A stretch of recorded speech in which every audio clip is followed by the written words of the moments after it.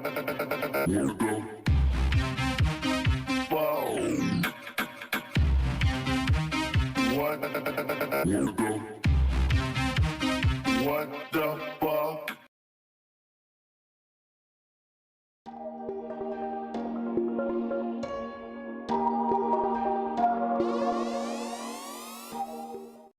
have the privilege of introducing a dear friend, and I've got all this propaganda here. He's a internationally recognized lecturer, radio host, best-selling author.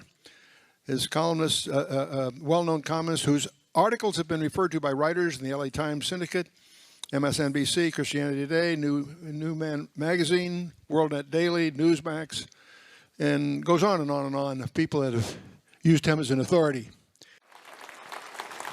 It's a privilege having you with us, my friend. Bless you. God bless you, God bless you, my friend. Well, I was hiding back there hoping that he would keep on going on about all that stuff. I was really enjoying that. Can I get a copy of those notes? I might... I could probably never do it again. Well, greetings, everybody.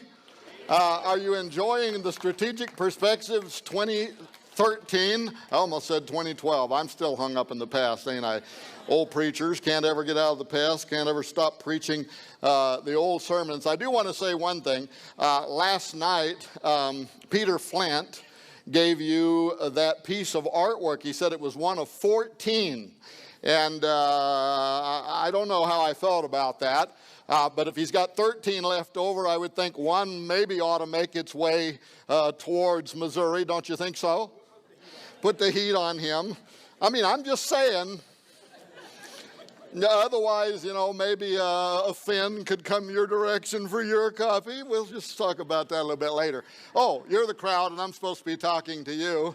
I am glad to be here, and I was invited to come here today to talk to you, of all things, about the prophecy of the popes and how in the world did Chris Putnam and I predict a year in advance, not only that Pope Benedict would step down, but by the way, we got it actually to the month, and we didn't even know we did. We said in the book, if you read it, which came out before his resignation, we suggested that he was going to step down in April of 2012, citing health reasons, and be the first pope to do so, as you say, in 600 years. When April came and went, we thought, well, we missed the date, but the book's still important. But then when he did resign this year in February, the El Observatorio Romano, which is the official mouthpiece for the Vatican, gave an interview to the New York Times in which they said, well, really, he retired when he returned at the end of March 2012. He did it internally, made it official in April to the Curia, and we had actually got the month right. But there's another story if you read the book, because 61 years ago, a Catholic mystic prophesied exactly when Gloria Olivae, Pope Benedict, number 111 on the prophecy of the popes, would step down. 61 years in advance. He said it'll happen in April of 2012. So if you read the book, you'll go through a lot of that, and you'll find out that there are other mysteries that we only hint at, that Putnam and I came across, for instance, having to do with the conclave itself, that process by which, that medieval process by which the cardinals go there to St. Peter's Square, sequester themselves into the Sistine Chapel, and they go through that very ancient ritual of electing a pope. And during this last election, there were a lot of questions, people out there asking questions, how does that process work? And you had comedian Craig Ferguson, the talk show host guy. He was on TV, and he was saying, now how does this process work? He says, I know they have these little papers, right? And they roll them up, and then they vote, and they tear them up, and then they throw them in that thing that they've temporarily hooked up, that stove with the temporary stovepipe that's going up out of the top of the Sistine Chapel, and they mix chemicals with it. And he said, now if the smoke comes up and it's black, they haven't yet elected a pope. If the smoke comes out and it's white, they have elected a pope. But Ferguson said, what would we make of it if all of a sudden green smoke started coming up out of the Sistine Chapel? And Putnam and I put our heads together on that, rolled up little pieces of paper, green smoke. We determined that if that happened, that Willie Nelson had snuck into the Sistine Chapel, and they need to get him out of there, right? Well, okay, that's not what I'm here to talk about, but we did come across other mysteries, I'm just saying, and maybe at some point we'll talk about some of that nonsense too. Okay, to get started, I want to blame you folks for the excursion that I've been on for the last 24 months. Or at least those of you who were here 2 years ago when I spoke on transhumanism. How many were here 2 years ago? So some of you were. Well, I blame you for what I've had to go through for the last 24 months. Want to know why? Because anytime you get in an auditorium filled with spirit-filled people, you're going to start getting inspired, right? That's the problem. Here I was, minding my own business, standing back there with my son. You can see him standing there, Joe Artis, the wild man of the Ozarks. And we were talking about how it was unusual that you have a 900-year-old medieval prophecy that's about to come to its end, and nobody had written a thorough investigation into the prophecy of the popes. Do you believe in it? You not believe in it? What does it mean? Who does believe in it that's in the Vatican? Why did some popes go out of their way to show themselves as being the fulfillment of it? And all of that. So we're back there minding our own business, but the radiation coming off of you folks is inspiring me. And did that ever get me in trouble? So all of a sudden, I didn't have any more sense than to think, well, okay then, if nobody's written it, I'm a publisher, maybe I have an insight on writing this book and doing the investigation. So I go up here in my beautiful room to write down some notes on how I would go about investigating the prophecy of the popes. But because I'm on the road, my cell phone's turned off, I'm thinking, now if somebody's trying to get an emergency contact through to me, they might have sent me an email. So I opened up my email, believe it or not, and here is an email from a guy by the name of Chris Putnam. Now, at that time, I didn't know Chris. We'd never spoke. I didn't know anything about him. Somebody, I think, had told me that he had a blog site, but that was all I knew. Here's this email from Chris Putnam, and I opened the email, and can you believe he wants to talk to me about the prophecy of the popes?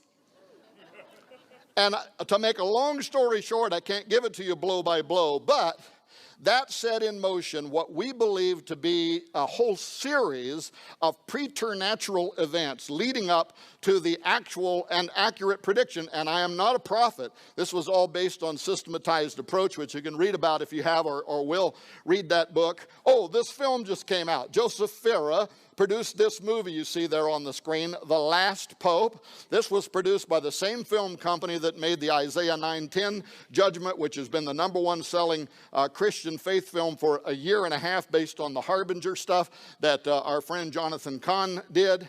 But so that just came out, and it's based upon this story. What happened? How did we get involved with it? They go all over the world. Jerome Corsi goes over to the Vatican, talks with Vatican historians. Then they go to Ireland. They talk with the leaders of the church, the historians over there, about Malachi Morguer. And as I'm going along here and I say that name, Malachi Morguer, it dawns on me that a whole lot of you may not even know what I'm talking about with the prophecy of the Pope. So, very quickly, in 1139, there was a Catholic bishop. He was a very popular bishop. I got to stay right here. Boy, do I have a bad habit of walking away from the pulpit. And they got on me about it last time, and they warned me again. They said, there'll be a couple of blondes down there. They're incognito. You all know which ones they are. But if you walk away from the pulpit, they will mace you back into the position. It's hard to speak when you're living under such terrorism. Don't we have laws against this kind of stuff? For crying out loud. But so now it's in my head, right? I'm trying to think about what I want to talk about, but I start to go this way, and I can hear in the back of my mind, recalculating. Turn left at the crack. Do a U-turn, recalculating.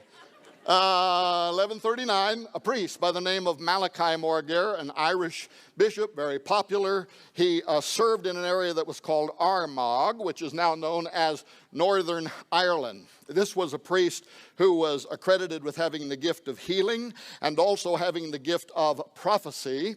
But in 1139, he is summoned to Rome by the then Pope, Pope Innocent II. And like every priest in his day, of course, you know, he wanted to go to Rome. He wanted to see the Vatican City. He dreamed of meeting the Pope. And so he gets together his entourage and their beasts of burden and their carts and all of that. And they begin this 9-month arduous journey across Europe. And as they're going, they see the conditions of the world. The pain, the suffering, the plagues of the 11th century that are devastating so many townships and people, the wantonness, the hunger. And all of this is weighing really heavy on Malachi's mind. He was already a priest of the people anyway, if you know what I mean. And then 9 months later, now it's 1140, and he arrives in the Vatican City. And he is put off immediately by what he finds there. This is a time, by the way, in history that is known as the pornocracy. It was a time where the Pope and those around him and the Vatican, they embellished all of this privilege and finery and wine and pomp and circumstance and food and all of the splendor. And Malachi comes riding in with his donkey pulling some cart, and he has just seen what's going on across the then known world, and he is really offset by what he finds there. So he conducts his business with Benedict II, or with Pope Benedict. Time traveling here again, sorry. He conducts his business with Innocent II and gives an update on his diocese, and then he can't wait to get out of the city. And this is where things get interesting. Because according to history and tradition, as Malachi is coming up out of the Seven Hill City, all of a sudden something happens to him.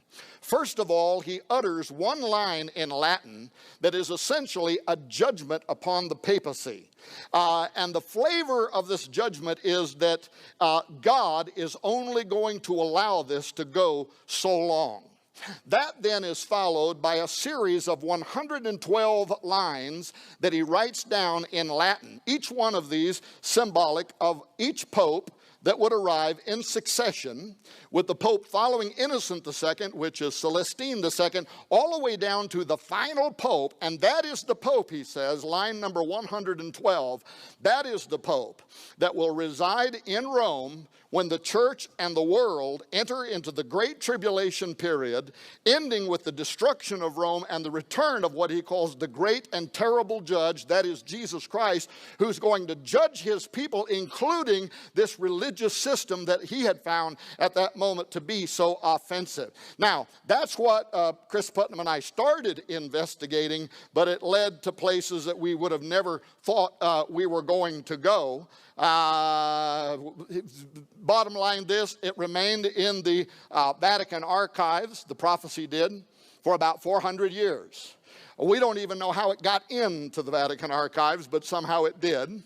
And it was hidden there like so many other things have been hidden inside those secret archives. You know, the Vatican, they basically wrote the rules for Central Intelligence and the FBI. Much of what they developed in terms of concealing documentation is what we adopted into our intelligence agencies later on.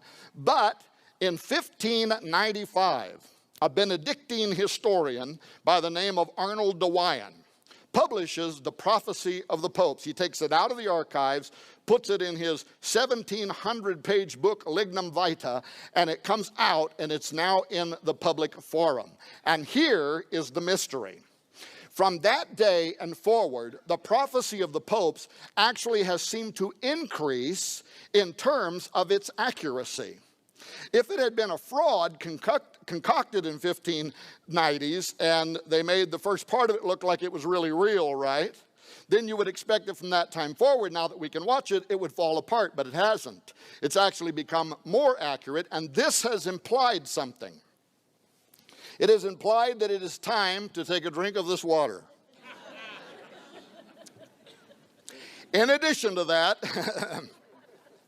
it has implied to some people that the prophecy of the popes was either, one, divinely inspired, or number two, demonically inspired, and it is some part of a great deception, Or number three, and this is the one that I tend to kind of lean toward 60-40, is that for whatever reason this document has held a place of importance in the mind of the cardinal electors. And they have only been electing popes that could be seen in one way or another as fulfilling their line in the prophecy, and therefore it has become a self-fulfilling prophecy whether or not it was ever originally given by God or the devil. For instance, take just the last three popes as an example. Pope number 110, his line in the prophecy was de labora solis, or from the Latin to the English, he will come through the labor of the sun. And this was the line for Pope John Paul II, who was born during a partial solar eclipse, and then years later actually died and was buried through a very rare hybrid eclipse. And so he literally entered the world and exited the world through the labor of the sun. Then came line number 111, Gloria Olivae. This was the line for Benedict, and this was the one that says he will be the glory of the olives. And this was interesting because in the lead up to the election of Benedict, there were a lot of the watchers of the prophecy, right? They were saying this guy is going to be a Benedictine priest because their symbol is the olive branch and their priests are known as the Olivetans. Therefore, the glory of the olives, he's going to be a Benedictine priest. Well, then the conclave came and they elected a German cardinal by the name of Ratzinger, who was not a Benedictine, and everybody was thinking, uh-oh, something just suddenly really fell apart in the prophecy of the popes.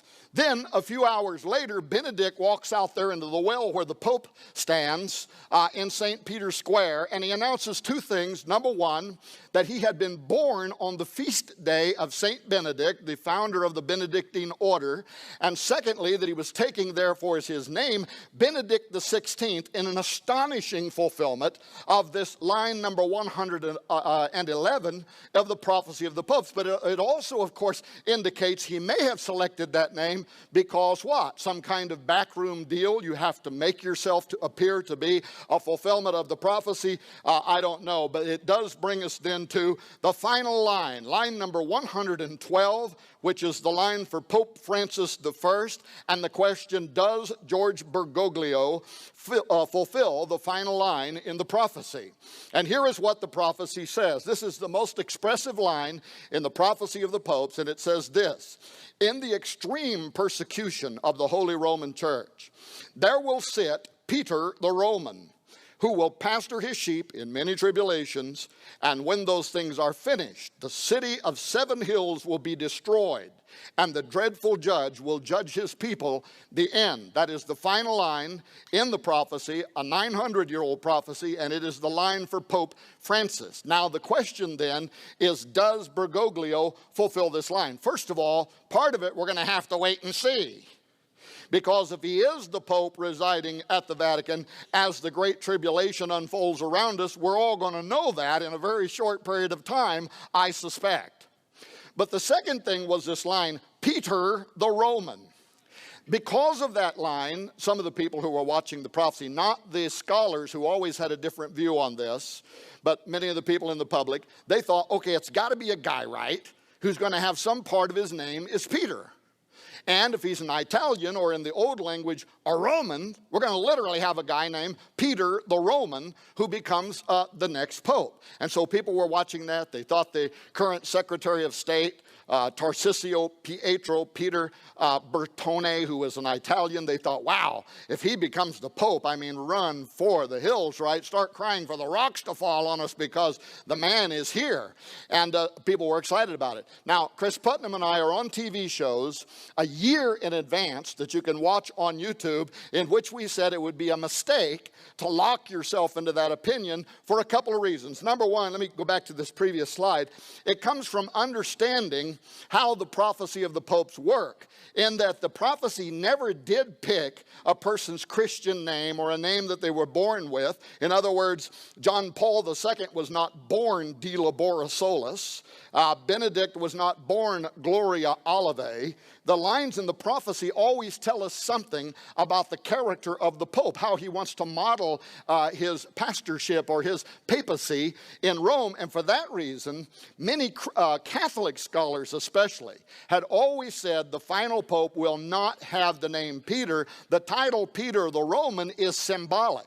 And in fact, what several of them believed was he's called Peter because he is the consummation of the Petrine office, the office of Peter as it is known in Rome. See, if you understand Catholic belief, and some of you I'm sure are Catholic or were raised Catholic, but they believe that their very first Pope was the Apostle Peter from the New Testament, and it is upon his throne that every Pope in succession provides an unbroken line of leadership for Roman Catholicism, and therefore every Pope is known. In fact, George Bergoglio is a Jesuit, and the Jesuits always refer to every Pope as the latest Peter in the line. So many Catholic scholars believe that this is simply talking about the consummation of the office, the final line, the final Peter, if you will. But then the term the Roman becomes really interesting. Is it because he is of Italian descent? Both his mother and father are full-blooded Italians, so in that sense you could refer to them as Roman. But Catholic scholars wrote as many as decades ago that what it actually implies is that this will be a guy who will refascinate the world with the office of the papacy, who will refascinate the world with Roman Catholicism. And folks, if this guy has done anything, it has fascinated the world with the office of the Pope. However, having said that, it's spooky how Bergoglio has gone out of his way to attach himself to the literal title, Peter the Roman, and to wrap himself in the final line of that language. First of all, because he took as his namesake Francesco, or Francis as he's more commonly called today, of Assisi. That is his namesake. But Francis was born Giovanni and later changed his name to Francesco di Pietro, Peter de Bernardone, and as an Italian his name literally translates Peter the Roman. When he chose him as his namesake, you could have knocked me and Chris Putnam over with a feather that he went out of his way to do that, but it gets even more intriguing. Know this. Pope Francis is selling himself as a humble man, and he may be a humble man, but that does not mean he is an ignorant man. He is a Jesuit. He has advanced degrees in science, in history. He is very familiar that he is the final line in the prophecy of the popes. He knows that. He also knows, however, that Francis of Assisi was a mystic like Malachi Morgare. In fact, Francis of Assisi only lived 50 years after the prophecy of the popes was given.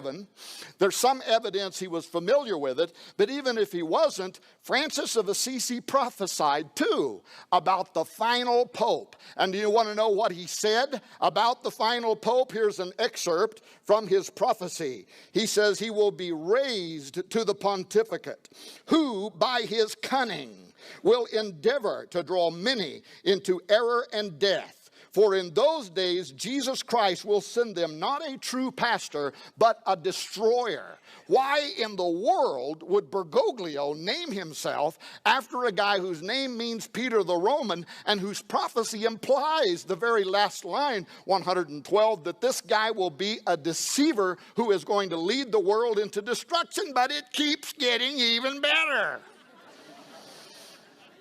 3 weeks ago, Bergoglio wrapped himself in it again. He names a guy that we actually thought might be the final pope, a cardinal who is an Italian, a Roman, by the name of Pietro Parolin, a guy whose name means Peter the Roman, was just named as the new Secretary of State for the Vatican.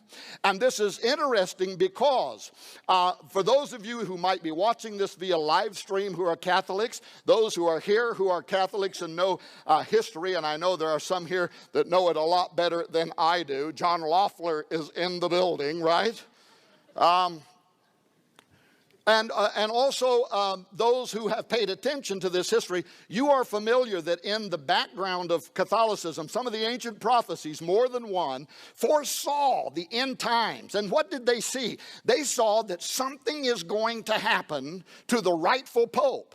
that he is what? One says maybe he's going to die or be killed. Another says maybe he's going to be arrested. But something happens that moves the Pope out of office, and then an anti-pope rises up under him, and that guy is the one that's really the bad one. Well, by doing what he just did with Pietro Parolin, George Bergoglio just put into place something that if something should happen to him and his Carmelingo, the Secretary of State would step up into the office of the Pope, a man whose name literally means Peter the Roman. Now, I can't tell you that that's going to happen. I don't hope something happens to Pope Francis other than maybe getting saved.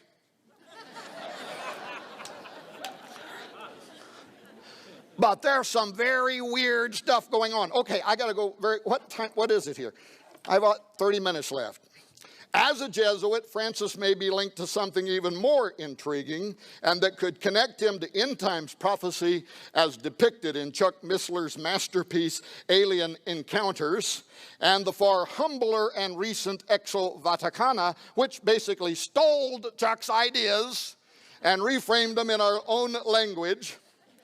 But that is the subject, astrobiology. I say this because since publishing Petrus Romanus and Exo Vaticana, we learned that the new Pope has a relationship with the members of the VORG, the Vatican Observatory Research Group. First of all, as a young adult, he earned a master's degree in chemistry from the University of Buenos Aires and had scientific ambitions prior to entering the Jesuit order, including studies in astrobiology, life on other planets. Secondly, when the current leader of the VORG, Jose Gabriel Funes, also from Argentina, entered the Jesuit order, one of his 3 examiners was Bergoglio. So now we have a relationship between George Bergoglio, Pope Francis, and the astronomers who you're going to find out some of the spooky stuff they're talking about here in a little bit. And thirdly, in a recent interview with the Catholic press, Funes says that this first Jesuit Pope is soon going to turn his attention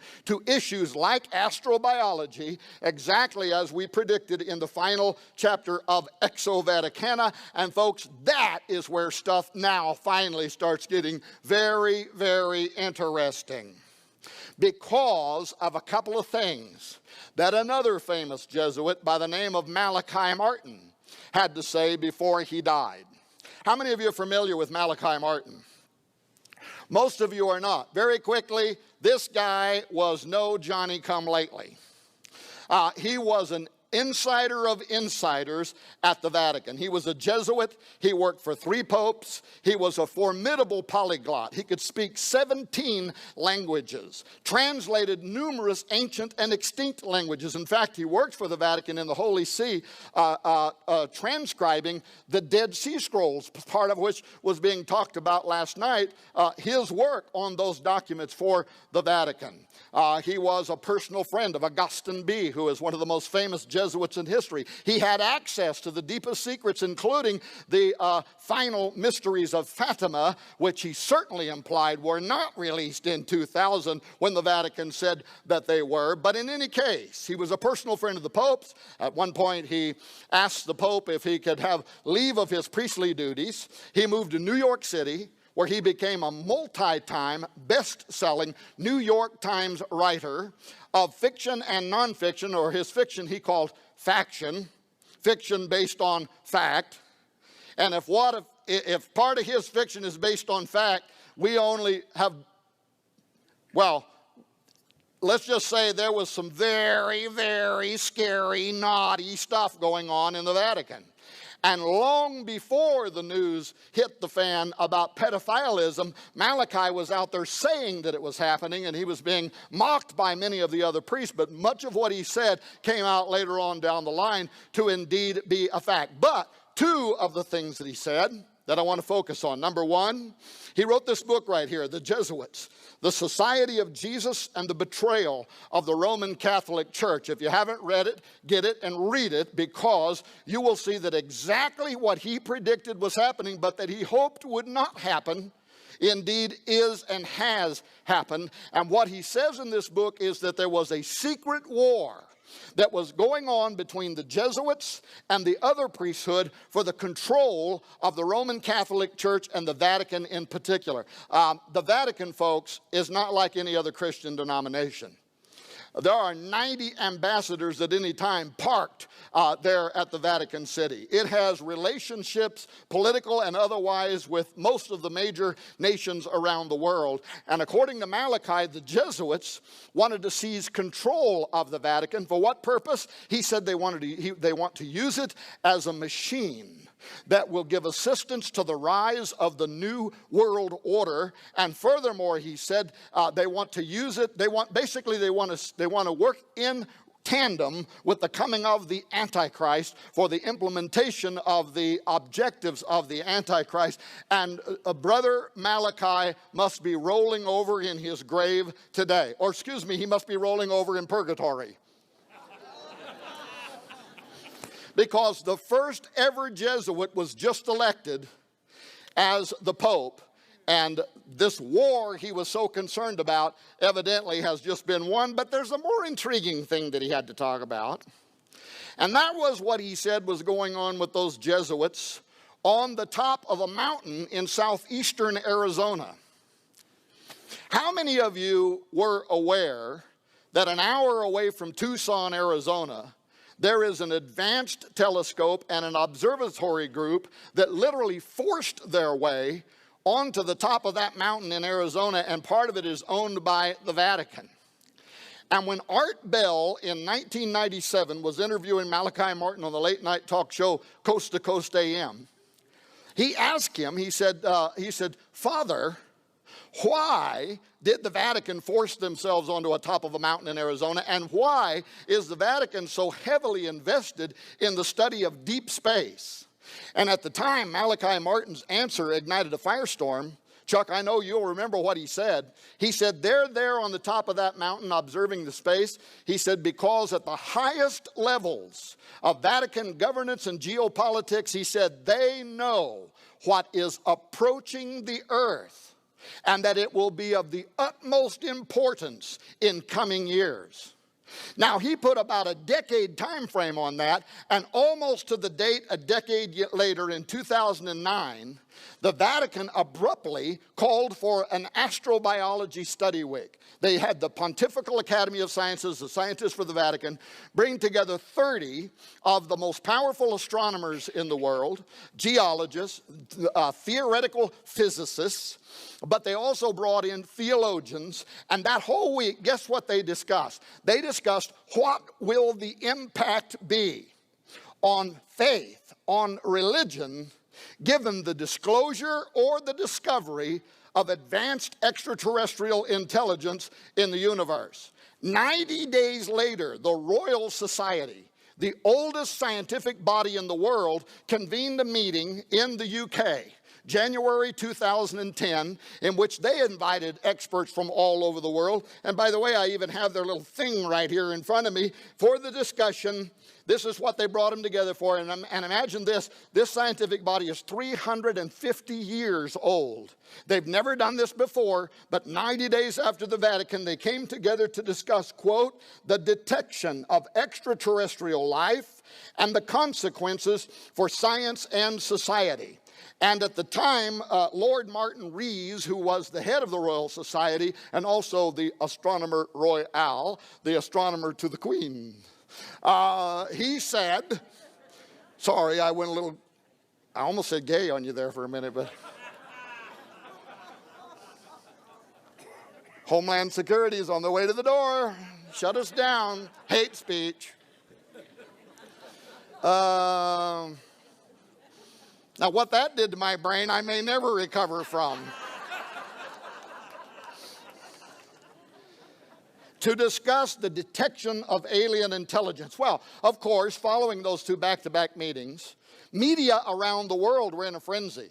They wanted to talk to some of those people. Why is the Vatican asking what the impact is going to be on faith and religion given the detection of extraterrestrial intelligence? And why are all of the members of the oldest science body in the world coming together to talk about the detection? And so the Vatican sent out Gabriel Jose Funes, the head of the Vatican Observatory Research Group, who immediately started lobbing these little softballs out there to the media. Oh, well, it's just in case, you know, the Vatican's made some mistakes in the past. We don't think we want any more, issues with trampling on scientific thought and blah, blah, blah, blah, blah, blah, blah. But then he starts saying some important things. As in, he says, however, the extraterrestrial is our brother. And furthermore, he said, it is not only not incompatible with Christianity to believe in extraterrestrial intelligence, but he said, if you do not believe in extraterrestrial intelligence, that is the heresy, because, he said, it puts limits on God's creative ability. And that began what has been a slow process over the last 3 years of what is kind of a developing scheme, if you will, in theological arguments at the Vatican. But keep this in mind, some of these are Opus Dei level theologians who write theology for the Pope's University in Rome. And when you see some of the stuff they're writing right now, it'll put cold chills down your spine. But then he said something I had to just I thought, how could he possibly know this, Chuck? He says that extraterrestrial intelligence discovery will not challenge the authority of the Roman Catholic Church. How could you know that? Right? Unless you've made some kind of Mephistophelian bargain, some Faustian deal with some power that you happen to think is an extraterrestrial intelligence, how could you already know it's not going to challenge the authority of the Roman Catholic Church? That is a very mysterious statement, but maybe he knew a little something about what another priest was saying. And this guy was no Johnny-come-lately either. Monsignor Caroldo Balducci. He was the official spokesperson for the Vatican on the subject of UFOs and aliens. And he died about 3 years ago under mysterious circumstances. Just before he died, he was out there on Italian television. He partook in a documentary that was made here in the U.S. And guess what he was saying? He was saying the aliens exist and they are here now. As an exorcist for the church, he said they're not angels and they're not demons. These are advanced people, if you will, and they are morally superior to us. This is an argument that they continue to make, and they're becoming more and more adamant about it, that what we know about ourselves is that we are fallen, right? But we not necessarily assume the same thing about our space brethren, and if they're unfallen, they're closer to God than we are. Therefore, they have a better understanding of the gospel and of the Godhead and of the nature of God. And when they started out 3 years ago, Funes was saying, I'd like to baptize an alien into the Catholic faith. Well, that's not what they're saying today. What they're saying is they are coming here and they're going to baptize us into their faith, and it is going to require us to make changes to our knowledge, to our understanding of the gospel. In fact, some of their deepest theologians have said perhaps everything we think we know about the gospel is going to have to be thrown out. But guess what else Balducci said?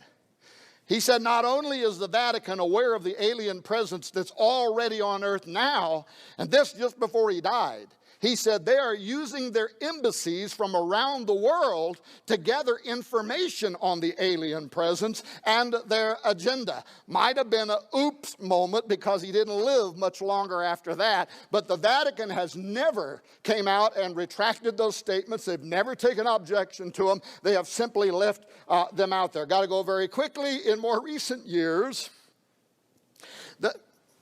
I took another drink of water. In more recent years, the Jesuits associated with Mount Graham have become even more outspoken on the alien reality and agenda, as I was just talking about. Now, how Chris Putnam and I became aware of this. So we're out there and we're doing shows on Petrus Romanus. And inevitably, when we were on these talk shows, the radio call-in talk shows, people would be calling in and they'd be asking us, oh yeah, okay, but what do you make of the Vatican ET connection? And because we wanted to be able to provide a qualified answer and not just come across, as a couple of evangelicals out there taking these Catholic guys, taking their words out of context, we wanted to go to the horse's mouth. Or we wanted to go to the Catholic horse's mouth. You know there's Catholic horses, don't you? There is.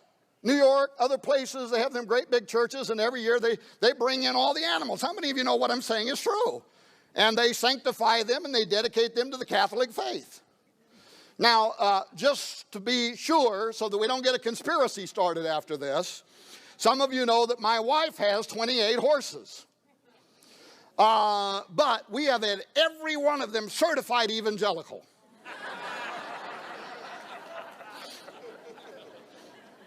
Not caught one of them praying with a rosary.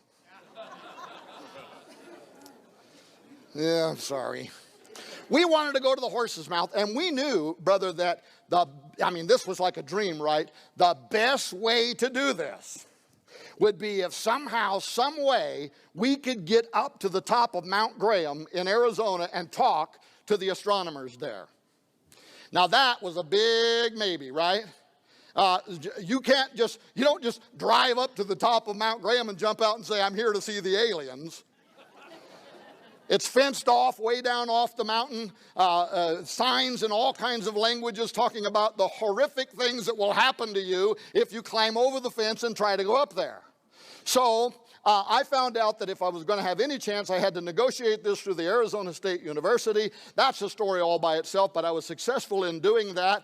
And if you read the book Exo Vaticana, young people have told me, man, they just love that first chapter. They say it's like an Indiana Jones scene, right?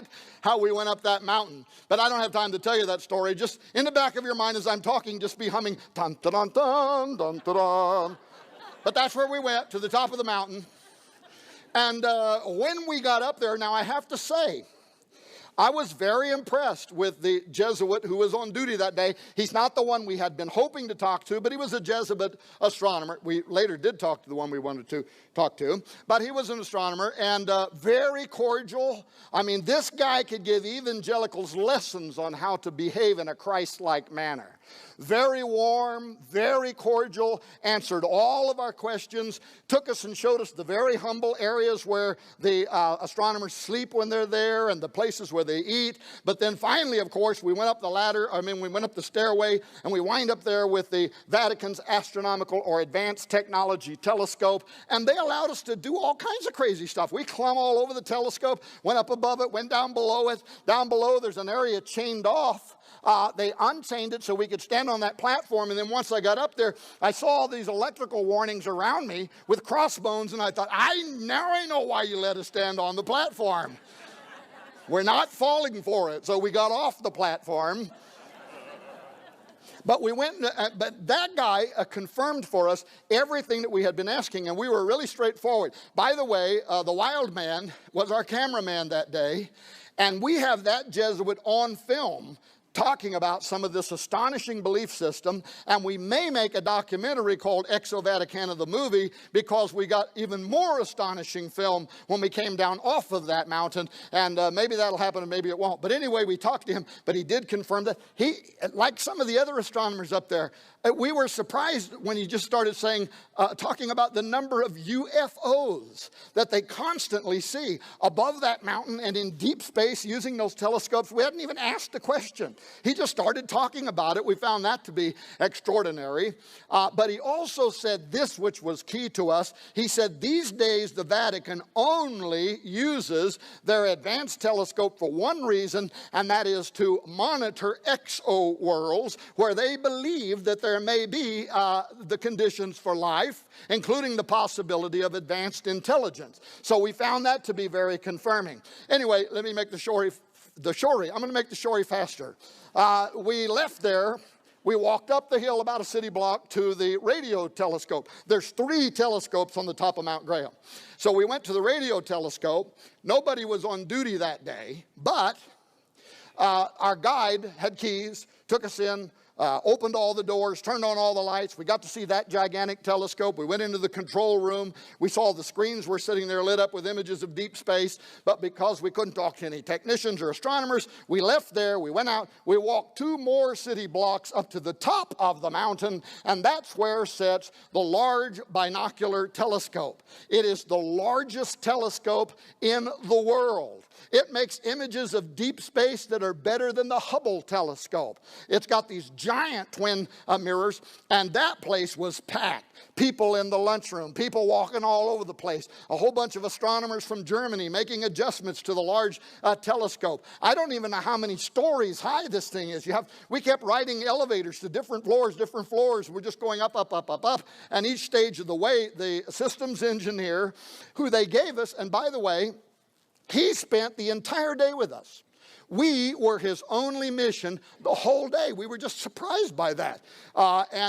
Very educated guy, lead engineer for the Large Binocular Telescope. But if you watch the book trailer for Exo Vaticana, you'll see a scene in there where we are way up on this platform, way up over the top of the Large Binocular Telescope looking down. And you'll see the systems engineer take a laser pointer, and he points down between the two twin mirrors. He points down to this red device, this big red device in the middle, and he says, "This is the Lucifer device."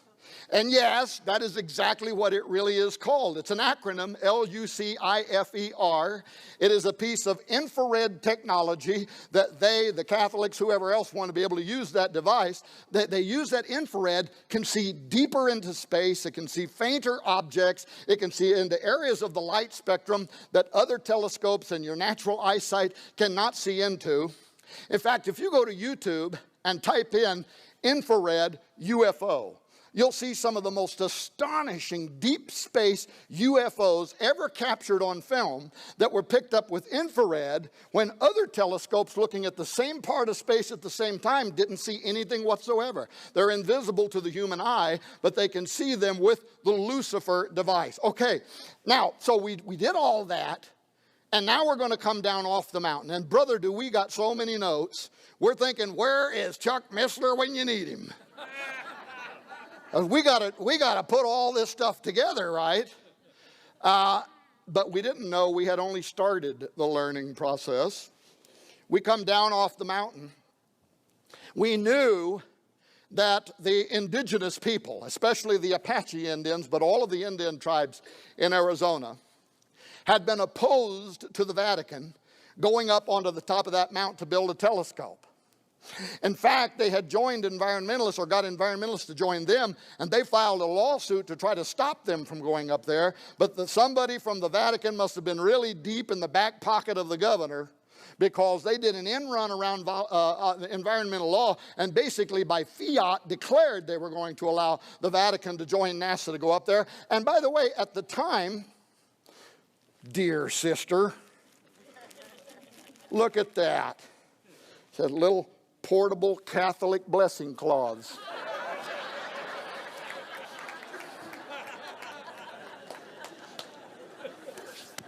Yeah, oh yeah, I guess you're probably getting tired of that, huh? Look at this guy with the face thing, man. Really? Yeah, but you're not standing up here under all these hot lights. Don't give me some kind of problem about the way I look. Now, see, I won't be able to say anything bad about the Catholics because I just got the Catholic cloth. Put it on, just put it up there and leave it up there. I can play dominoes better than you.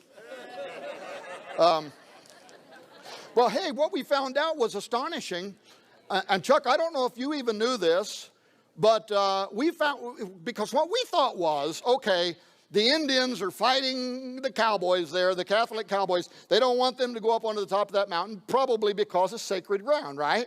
Like their elders lived and died there for hundreds of years and hunted on the mountain, and probably some of their bones are on the mountain, and it's sacred ground. And no, that was not the deal. Now, that might be true, but that's not why they did not want them up there. The Apache Indian did not want the Catholic Church going up there because Mount Graham is one of 4 of the most holiest mountains in the world to all American Indians, and it is because that mountain for them is what we would call in modern lingo a stargate. It is a portal. They believe that the top of that mountain represents a gateway through which other dimensional entities enter into and exit from this world. Now we were wondering in real conspiratorial tones why the Vatican. Of all mountains, why did they fight to get to the top of that mountain?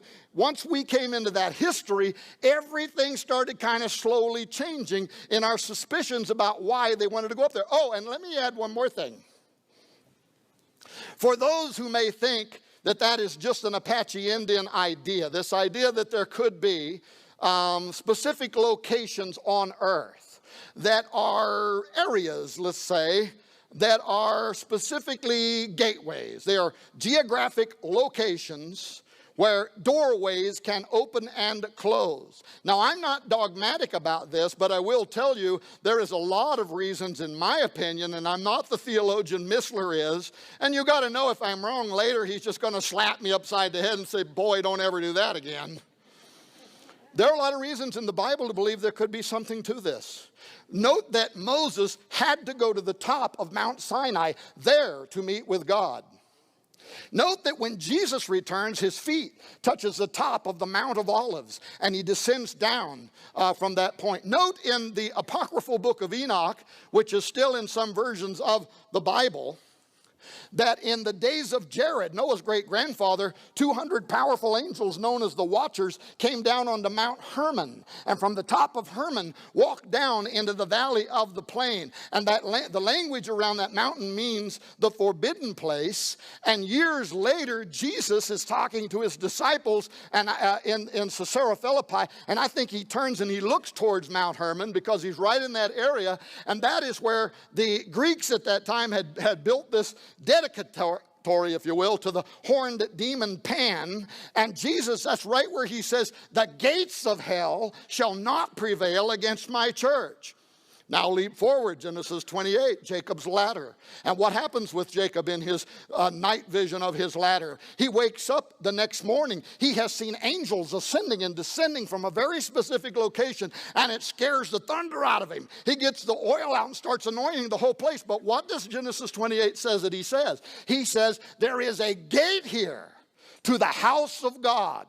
An opening where he saw angels ascending and descending. You could get an even more interesting feasibility from Genesis chapter 10. Cush begat Nimrod, and Nimrod began to be a mighty. And this is the Hebrew word Gibborim, who many people believe are the offspring of the Watchers and the Nephilim. It literally can read in the Hebrew, Nimrod began to be a Gibborim, or a mighty man. Now, again, I'm not dogmatic, but if that implies something began happening to him, his genetics begin changing, or somehow he begins becoming an offspring of the Watchers and angels, well, then maybe his eyes were open, because in the very next chapter, what does he do? It says that he goes to build a tower whose top will reach into Shamayim, the dwelling place of God. And many ancient Jewish writers of that legend say that he literally could see into the throne room of God and went there to build a tower to lead the armies of the earth up to challenge God. And God came down and saw what they were going to do and said, it will not be restrained from them what they have imagined to do. And what did they imagine to do? To build a tower whose top would reach into Shamayim. Okay, now I might be making a lot out of nothing, and it could be that none of that implies that there are specific locations on the earth that are entry and exit ways, but that is definitely what the Apache Indian believe about Mount Graham. And furthermore, when you look into their creation mythos, you know what they saw? They speak, this is the ancient creation theory from the Apache Indians. They say in the time before time, a large silvery disc descended down over the mountain. And in the disc was a bearded man. He was the creator. And they say he began to create everything that is upon the earth. Soon after, they say, another man came through the portal, but they say he wasn't really a man. They say he was a dragon, and he began to deceive the populations of the world. Then they say other weird owl-like men started coming through the portal. And when you look at their drawings, it looks like the alien grays are coming through something. Then they say giants, Nephilim, start coming through the portal. And they start spreading out across the ancient Arizona Badlands. And they're killing the Indians, and they're raping and pillaging. And the Indians run into the tunnel or the caves, and they start crying to God, whoever God is, save us. And in their legend, it says that the sun god destroyed the giants and saved them. And that's why down there around Phoenix, it's called the Valley of the Sun. Now, of course, the sun also shines there, because I grew up there, and it'll cook your kitten in a little while, right? But it really goes back to that Indian folklore. So do the superstitious mountains. Superstitious mountains are named the way they are because of what they saw. What am I doing? The microphone. It always does. I have the strangest ears. They probably were wonderful when I was born. There we go. And then I got ran over by a car. I did. And it tore them off. And they sewed them back on. Stupid sewers. And ever since then, nobody can keep a headset on me. Really. And pretty soon, I'm usually just pulling off, and I'm holding it like this as I'm walking around talking. A Spock, I'm not. I don't have the right ears for doing this kind of business. Well, in any case, that is what they believe about Mount Graham, and that's why they didn't want them going up there. I'm almost out of time, so let me do this real quickly. After our visit to Vat, another thing that was really important was I got a hold of Brother Guy Consolmagno. Now, Consolmagno is a very important astronomer for the church, one of their leading astronomers. He splits his time between Mount Graham in Arizona and the Pope's summer residence in Gandolfo, Italy, where they also have a telescope there that the Pope can use. He's the keeper of the Vatican's collection of meteorites and other things that have fallen down from the earth. You often see pictures of Brother Guy Consolmagno with the Pope. But I wanted to talk to him because of this book right here, Intelligent Life in the Universe. The subtitle, Catholic Belief and the Search for Extraterrestrial Intelligent Life by Brother Guy Consolmagno. I wanted to read this book because when it was first published a few years ago, it was instantly pulled from the market by the Catholic Church.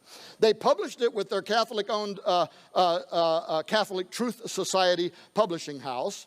I made an order. I never got my order. I kept making orders. I couldn't get any orders. Before I know it, they've put it out of print, and it even appeared that they had went about and made a concerted effort to get every copy that had been sold and to pull it from the market. I wanted to know why that was the case. So when I came down off the mountain, I contacted Brother Guy Consolmagno through the observatory website, told him that we had just been to Mount Graham, we had missed him there and had hoped to talk to him there. Wanted to know if he'd be willing to allow us to interview him, which he did 4 times from Rome via the internet. But in that very first email, and it was a good thing, time for the Catholic cloth, it was a good thing that I asked him in the first interchange, because I don't think I'd have got it later on. I asked him, is there any way I can get a copy of Intelligent Life in the Universe, which you wrote, either just a used copy or the PDF, and he sent me the PDF. And guess what? We make the PDF of the book available free on that DVD they got back there on that table. And if you get that DVD, by the way, it's got tens of thousands of pages of information. It's got 20-some hours of interviews. When the Royal Society was meeting over there, I decided that our Royal Society would meet over here. And we did 20 hours of interviews. We interviewed Chuck Missler. We interviewed the former leader of the military of defense for the government of Britain, Nick Pope. We got one of the last interviews with Jesse Marcel Jr. before he died a few weeks ago about what actually happened there in Roswell. 20 hours. It's all on their free MP3 format. You can put it in your little device, listen to it as you drive. But this book is in there. And what does this book say? Well, when I asked Brother Consolmagno about what these churchmen were saying, that the aliens are coming, and it's going to require us to have to change our understanding of the gospel, he quoted from his own book. These are in this book. He quoted from his own book. Oh, I asked him, I said, where would I find an example that advanced extraterrestrials might come to the earth sharing the secrets of heaven? And he said, well, Tom, it's happened once before. And I said, where? He said, haven't you read Genesis 6? Now think about that. He's using a story to imply our space brothers were once here. They're coming back. They're going to correct our version of the gospel. And he is using as a sample of that who we would call fallen angels. And in fact, they did come to the earth once before, and they did share the secrets of heaven. They shared the secrets of genetic manipulation. And the Bible tells us in Genesis that eventually all flesh, both man and beast, had been corrupted, and it led to the fiat of the flood and God having to purify the world. They shared the secrets of metallurgy. They taught men how to make superior weapons so they could more efficiently kill one another. They taught the secrets, it says, of potions and allures. And some of the ancient texts say they taught women how to make lures so that they could lure both men and angels into their bedrooms. So, yeah, they came down, but these are the last guys on earth, right, that I would get all choked up about, that I would consider to be my space brothers, and they're coming back again. So when I question him about that, he quotes John 10:16. He makes the same point in the book, and he says, Tom, have you not read, and other sheep I have, which are not of this fold? Them also I must bring, and they shall hear my voice. See? They listen to God better than we do. And there shall be one fold. They're coming with me. And when we come, there will be one shepherd. And we're all going to become one fold. But he then uses this to again quote from his own book, in that he says, perhaps it is not so far-fetched to see the second person of the Trinity, the Word, talking about Jesus, who was present in the beginning, John 1:1, coming to lay down his life and to take it up again, John 10:18. Look at this. Not only as the Son of Man. Now he's talking about aliens here. That's all we're talking about. As the Son of Man, but also as a child of these other races. And here's the email I sent back to him. I said, Brother Cosmonalgo, really? Do Vatican scholars actually believe that Jesus might have been the star child of an alien race? Do you and other Jesuits secretly hold that the virgin birth was in reality an abduction scenario in which Mary was impregnated by E.T., giving birth to the hybrid Jesus? And he would not answer that question, but in fact, that is exactly what he says. Well, bottom line, during our investigation, we compiled... What? Oh. It might have been painted by a famous Franciscan, but probably not. We compiled it. If you read the book, you'll see an extraordinary number of additional documents written by Jesuits and Opus Dei level church theologians that are now arguing in favor of, number one, advanced ETIs exist and are more likely superior than men. Number two, therefore, they will be evangelizing us. And number three, we are going to need to change our theology. Here's a quick example. Can I have 5 extra minutes? A quick example, Father Giuseppe Tenzellaniti, an Opus Dei theologian of the Pontifical University of the Holy Cross in Rome, in other words, the Pope's university, argues how such and this entire paper, which is a very large theological dissertation by him, is also on the free DVD. But he makes this argument how a contact with spiritual ETs is not going to immediately oblige the Christians to renounce their faith in God simply on the basis of the reception of new, unexpected information of a religious character from extraterrestrial civilizations, but that such a renunciation could come soon after as the new religious content originating from outside the earth is confirmed as reasonable and credible. How in the world would you confirm alien information as reasonable and credible? Again, it goes back to I think they have a deal with somebody. But in any case, once the trustworthiness of the information has been verified, the believer would have to reconcile such new information with the truth that he or she already knows and believes on the basis of the revelation of the one and triune God, conducting a rereading of the gospel inclusive of the new data. Well, I think the Bible has some intriguing things to say about all this too. Very quickly, the Antichrist will appear with all lying signs and wonders, 2 Thessalonians 2:9. Secondly, his coming will be marked by fearful sights and great signs from heaven, Luke 21:11. Also, don't forget the Bible tells us that men's heart will fail them for fear for seeing those things that are coming upon the earth.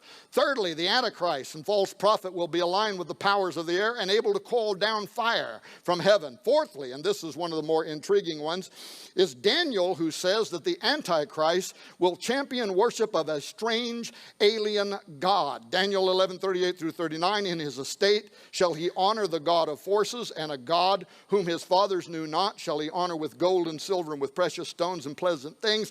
Thus shall he do in the most strongholds with a strange god. And the Hebrew language here, Chris Putnam would verify, the Hebrew text there can literally be translated an alien god. Well, as a result of these verses and ongoing investigation into Petrus Romanus and Ex Vaticana, I have come to suspect one thing and to believe three others. Number one, I suspect that a form of great deception is at our doorstep, and the world's most politically powerful church seems to be playing into the hands of evil supernaturalism. It is obvious now that the Vatican is preparing for, even perhaps monitoring from Mount Graham, the approaching of an alien savior. I suspect that. But I believe that much of the UFO and especially alien abduction phenomenon is demonic, part of a great setup, the likes of which the world is unprepared for, and that could overwhelm the average person's senses in the not too distant future. You'll notice there it says, read short statement I prepared. I'm not going to read it. Number three, but great deception is coming. And ye brethren are not in darkness, that day should overtake you as a thief. Somebody say amen. And finally, I believe the entire world is soon going to witness the power of Christ over the deceptive ones, as it describes the near future seen in Revelation 9:11-21. And I saw heaven opened, and behold, a white horse, and he that sat on him was called Faithful and True. And in righteousness he doth judge and make war. His eyes was a flame of fire, and on his head were many crowns. And he had a name written that no man knew but he himself. And he was clothed with a vesture dipped in blood. And his name is called the Word of God. And the armies which were in heaven followed upon him in white horses. Nita, make sure they're evangelical. You can read the rest for yourself. Ladies and gentlemen, thank you so very much for allowing me to come here today and to talk to you once again.